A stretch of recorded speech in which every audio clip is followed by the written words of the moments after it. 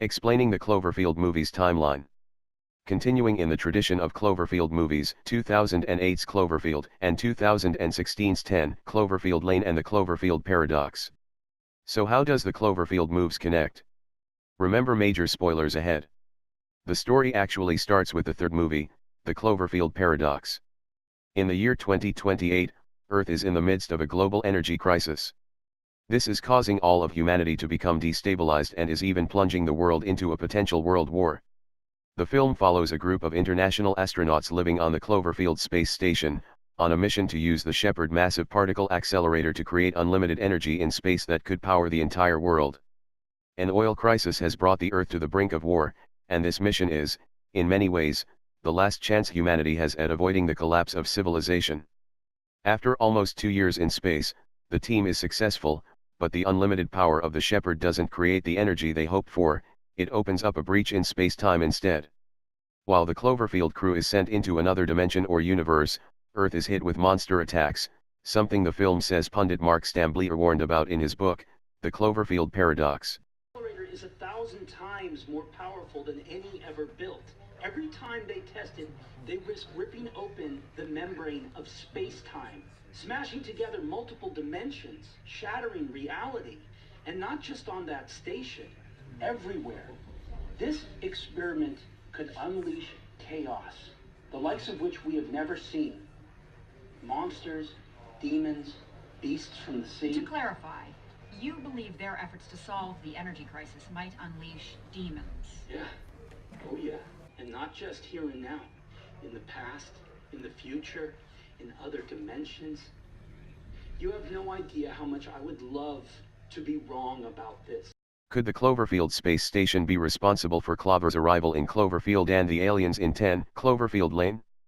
The monsters in Paradox are different from the ones in the previous films, suggesting a brand new story, but it's still possible that the events of the Cloverfield Paradox lead straight into the other films, just not in the way you might think.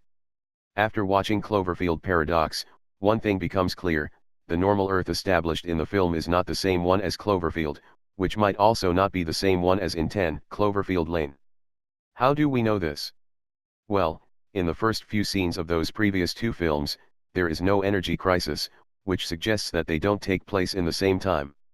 This alone hints that Paradox is really a sequel to the other films, taking place in a world already partially under attack, or having already survived the attacks and regained a sense of normalcy. However, the establishing world of Paradox makes no mention of either a monster attacking New York or an alien invasion, and when monsters finally do attack, the characters seem surprised. If Paradox was a sequel to Cloverfield, or vice versa, then wouldn't humans already have some experience with massive monsters? Is this the Cloverfield Paradox? The plots of the 3 Cloverfield movies simply do not add up to one cohesive universe, which can only mean one thing: it's not the same universe, it's 2, or 3, parallel universes. The Cloverfield Paradox introduces the idea of the multiverse to the Cloverfield series, and it could be the key to understanding how the movies are really connected. At the same time the particle accelerator accident in the 2028 universe happens, portals to these monster-filled dimensions also open up in other universes. One is the universe we see in Cloverfield. In this universe, the Clover monster appears in New York City in the year 2008 and the events of Cloverfield take place, similar to what seems to be happening in the 2028 universe at the same time. In yet another dimension, the one in which 10 Cloverfield Lane is set, different kinds of creatures show up instead of the familiar Clover monster. They seem to be some kind of biomechanical aliens with a clear motive in regards to taking over the planet, as opposed to the Clover monsters that just seem to be acting on pure instinct. The year in 10 Cloverfield Lane is never said outright, but it can be assumed that this takes place around the time of the film's release, so probably 2016 for that dimension. Assuming there is any sort of logic that can be applied to the Cloverfield franchise, there are only 2 possible explanations for how the movies are connected.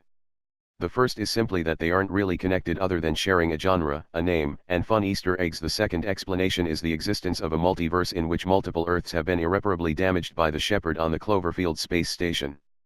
We will probably never get answers about how, exactly, the Cloverfield paradox connects to the other Cloverfield movies or how any Cloverfield movies connect to each other, for that matter.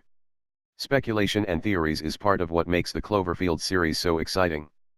It wouldn't be any fun if they just handed us the answers.